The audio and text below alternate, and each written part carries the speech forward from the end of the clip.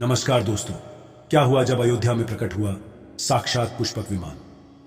राम मंदिर में काम कर रहे मजदूरों ने जब यह नजारा देखा तो सभी के पैरों तले जमीन खिसक गई। 22 जनवरी प्राण प्रतिष्ठा से पूर्व अयोध्या में इतने बड़े चमत्कार का होना सभी को आश्चर्य में डाल रहा है। कुछ लोगों ने इसके साक्षात दर्शन किए हैं, जिन्होंने अपनी आंखों देखी। जो बताएं उसे सुनकर आपकी भी रोंगटे खड़े हो जाएंगे। आगे बढ़ने से पहले अगर आप एक सच्चे सनातनी हैं, प्रभु श्री राम को अपना आराध्य मानते हैं, तो इस वीडियो को लाइक करके कमेंट बॉक्स में जय श्री राम जरूर लिखें। दोस्तों, 22 जनवरी 2024 को रामलल्ला अयोध्या के नए भव्य मंदिर में विराजमान होंगे। इस शुभ कार्यक्रम के लिए पूरे देश में निमंत्रण बांटा जा रहा है। शहर से लेकर गांव तक घर घर अक्षत वितरण में बच्चों से लेकर बड़े तक सहयोग कर रहे हैं। यहां तक कि महिलाएं भी घर घर जाकर अक्षत और श्री राम की अयोध्या की फोटो वितरण कर रही हैं। अयोध्या में राम मंदिर में भगवान राम लल्ला की प्राण प्रतिष्ठा कार्यक्रम की तैयारियां तेजी से की जा रही हैं। इस कार्यक्रम को बेहद भव्य बनाने के लिए कोई कसर नहीं छोड़ी जा रही है। इस बीच राम मंदिर निर्माण का कार्य भी तेजी से किया जा रहा है। मंदिर निर्माण में जो लक्ष्य लिया गया था उसमें लगभग 80% कार्य हो चुका है। 70 खंभों पर मूर्तिकारी का काम चल रहा है। पिछले दिनों त्योहार की वजह से यह धीमा पड़ गया था, लेकिन अब वह भी तेज गति से पूरा हो जाएगा। निर्माण कार्य जल्द से जल्द पूरा करने के लिए सभी मजदूर रात दिन मेहनत कर रहे हैं। लेकिन 10 जनवरी की रात कुछ ऐसा चमत्कार हुआ जिसे देखकर सभी मजदूरों के होश उड़ गए। जब रात्रि के समय सब मजदूर अपना काम निपटाकर तंबू में सो रहे थे, उसी समय अचानक से उन्हें वहां कुछ हलचल महसूस हुई। सुरेश नाम के एक मजदूर ने जब तंबू से बाहर झांक कर देखा तो उसे राम मंदिर के परिसर कुछ अजीब सी पीली चमकती हुई चीज दिखाई दी। उसने अपने साथियों को जगाना चाहा, लेकिन कोई भी उसके साथ नहीं आया। जब हिम्मत करके सुरेश जब राम मंदिर परिसर में पहुंचा तो वहां का नजारा बहुत चौंकाने वाला था, क्योंकि वहां पर उसे एक बहुत ही दिव्य चमत्कारिक विमान दिखाई दिया, जिसका आकार मोर के समान था, जो दिखने में काफी सुंदर और तेज से परिपूर्ण था, जो कि राम मंदिर परिसर में पिछले क्षेत्र में उतर रहा था। लेकिन उस विमान को नियंत्रित कौन कर रहा था यह समझ नहीं आ रहा था, क्योंकि उस विमान में इतना तेज था कि सामान्य आंखों से नहीं देखा जा सकता था। लेकिन समझ में कुछ ऐसा आ रहा था मानो स्वयं साक्षात भगवान राम पुष्पक विमान के माध्यम से अयोध्या में उतर रहे हों। सुरेश ने यह चमत्कार अपनी आंखों से देखा, लेकिन अचानक से ही वह बेहोश हो गया, क्योंकि वह उसके तेज को कुछ सहन नहीं कर पा रहा था। सुरेश जब सुबह उठा तो वह उसी स्थान पर मौजूद था और उसके साथ ही मंदिर निर्माण कार्य पूरा करने के लिए जा रहे थे। उसने सभी को रोककर रात्रि की सच्चाई बताई, लेकिन सभी उसकी हंसी उड़ा रहे थे। लेकिन सुरेश मन ही मन समझ चुका था कि प्रभु श्री राम अयोध्या आ चुके हैं। यह उसके लिए सौभाग्य था कि उसे इतना सुंदर दृश्य देखने को मिला, जहां शायद उसने साक्षात पुष्पक विमान के दर्शन किए थे। यानी कि प्राण प्रतिष्ठा से पहले अयोध्या प्रकट हुआ साक्षात पुष्पक विमान। दोस्तों, देश के अलग अलग हिस्सों में कई बार अजीब सी आकृति के विमान देखे गए हैं, जिनका संबंध कई बार तो एलियन के साथ जोड़कर भी देखा जाता है। यानी कि अयोध्या में उस रात्रि को मोर की आकृति का विमान देखना वास्तव में प्रभु श्री राम का ही कोई संदेश हो सकता है। लेकिन क्या यह विमान सचमुच में पुष्पक विमान है? इसकी आखिर क्या गारंटी है?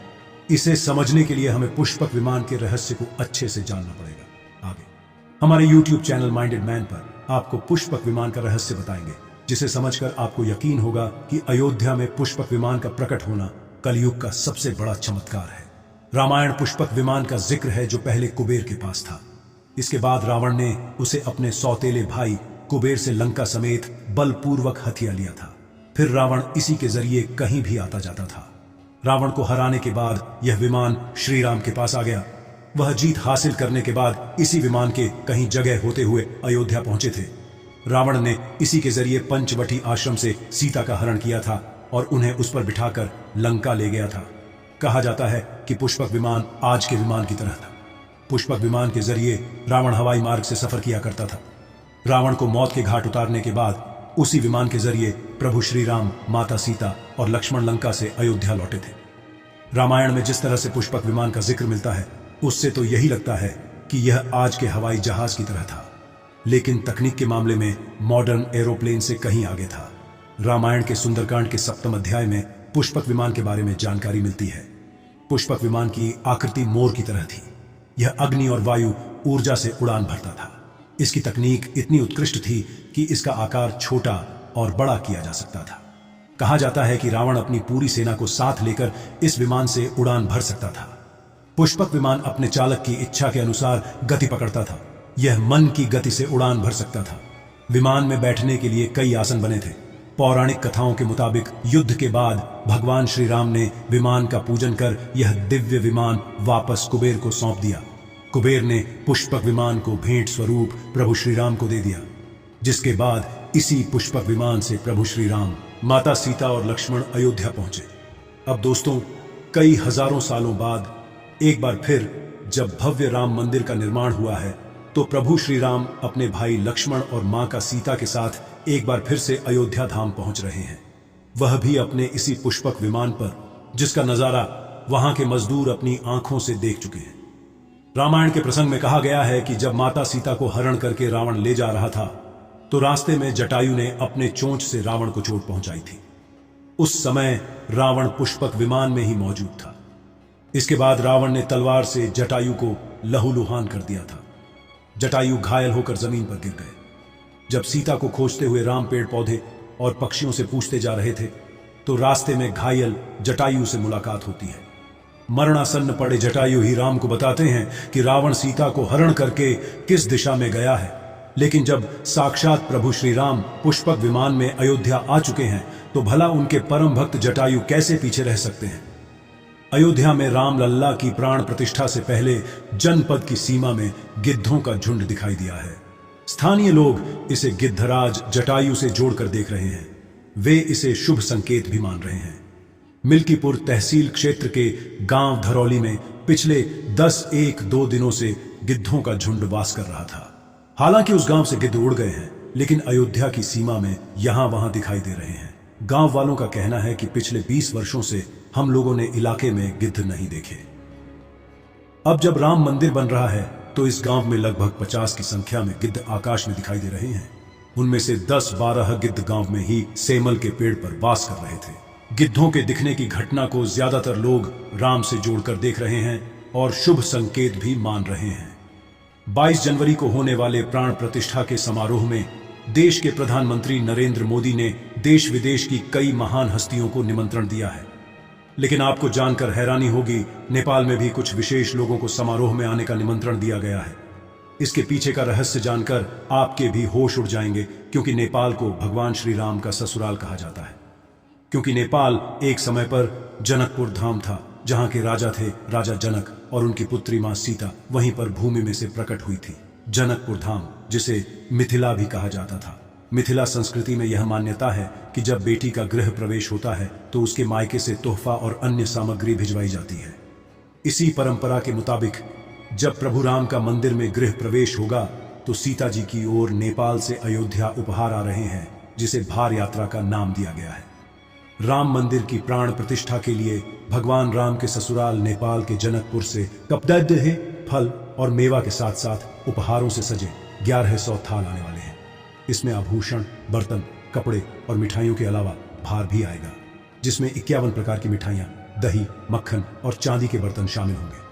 22 जनवरी को प्राण प्रतिष्ठा समारोह होने वाला है।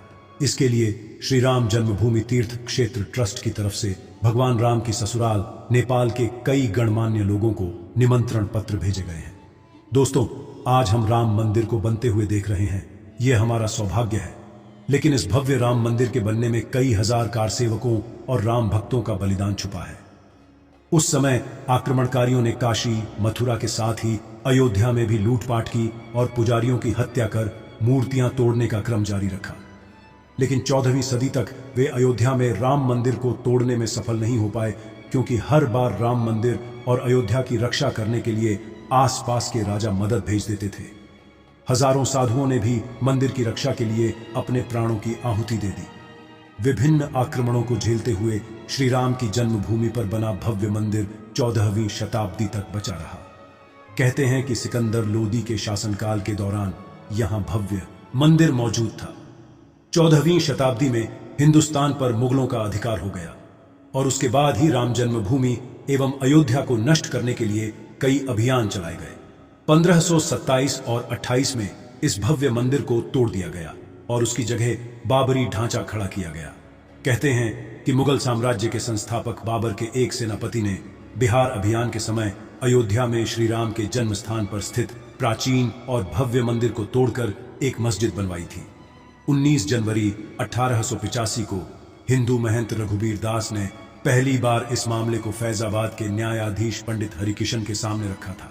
इस मामले में कहा गया था कि मस्जिद की जगह पर मंदिर बनवाना चाहिए क्योंकि वह स्थान प्रभु श्री राम का जन्म स्थान है। वर्ष 1947 में भारत सरकार ने मुसलमानों को विवादित स्थल से दूर रहने के आदेश दिए और मस्जिद के मुख्य द्वार पर ताला लगा दिया गया, जबकि हिंदू श्रद्धालुओं को एक अलग जगह से प्रवेश दिया जाता रहा। लेकिन सन 1917 में एक ऐसा चमत्कार हुआ जिसे देखकर मुसलमानों की भी आंखें खुल गईं। यह रामलल्ला का बहुत बड़ा चमत्कार था कि मस्जिद के अंदर से अचानक ही रामलल्ला की मूर्ति प्रकट हो गई। कुछ कट्टरपंथियों का कहना था कि कुछ हिंदू दलों ने रात्रि के समय चुपके से यहां पर मूर्तियां रखी हैं। 1940 में भगवान राम की मूर्तियां मस्जिद में पाई गई। मुसलमानों ने इस पर विरोध व्यक्त किया और दोनों पक्षों ने अदालत में मुकदमा दायर कर दिया। सरकार ने इस स्थल को विवादित घोषित करके ताला लगा दिया। 30 अक्टूबर 1990 को हजारों राम भक्तों ने मुख्यमंत्री मुलायम सिंह यादव द्वारा खड़ी की गई अनेक बाधाओं को पार कर अयोध्या में प्रवेश किया और विवादित ढांचे के ऊपर भगवा ध्वज फहरा दिया। लेकिन 2 नवंबर 1990 को मुलायम सिंह यादव ने कार सेवकों पर गोली चलाने का आदेश दिया, जिसमें सैकड़ों राम भक्तों ने अपने जीवन की आहुतियां दी। सरयू तट राम भक्तों की लाशों से भर गया था।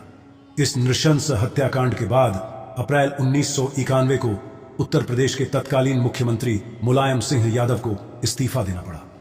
उस समय कोठारी बंधुओं के बलिदान की चर्चा खूब रही। दिसंबर 1992 को जब विवादित ढांचा गिराया गया, उस समय राज्य में कल्याण सिंह की सरकार थी। उस दिन सुबह करीब 10:30 बजे हजारों लाखों की संख्या में कार सेवक पहुंचने लगे। दोपहर में 12 बजे के करीब कार सेवकों का एक बड़ा जत्था मस्जिद की दीवार पर चढ़ने लगता है। लाखों की भीड़, दास को संभालना सभी के लिए मुश्किल हो गया। दोपहर के 3:40 पर पहला गुंबद भीड़ ने तोड़ दिया और फिर 5 बजने में जब 5 मिनट का वक्त बाकी था, तब तक पूरे का पूरा विवादित ढांचा जमींदोज हो चुका था। भीड़ ने उसी जगह पूजा अर्चना की और रामशेला की स्थापना कर दी। मुख्यमंत्री कल्याण सिंह का साफ आदेश था कि कार सेवकों पर गोली नहीं चलेगी। इस महान कल्याण सिंह जी को हम शाश्वत प्रणाम करते हैं। दोस्तों, राम मंदिर को बनता हुआ देखना सौभाग्य है, लेकिन जब भी हम इसके पीछे हजारों हिंदुओं का बलिदान देखते हैं तो हमारी आंखें नम हो जाती हैं। इस पूरी वीडियो को देखने के बाद आक्रमणकारियों के लिए आपकी क्या विचार है, इसे कमेंट बॉक्स में जरूर बताइएगा। हमारे महान शहीदों के लिए आपकी श्रद्धांजलि नीचे कमेंट बॉक्स में जरूर दीजिएगा। कोई भी बात अच्छी लगी हो तो लाइक जरूर करें और हमेशा ऐसे सत्य चमत्कारी घटनाएं देखने के लिए हमारे चैनल माइंडेड मैन को सब्सक्राइब करके आप बेल आइकन को प्रेस कर लें। अभी के लिए आप सभी दर्शकों को जय श्री राम।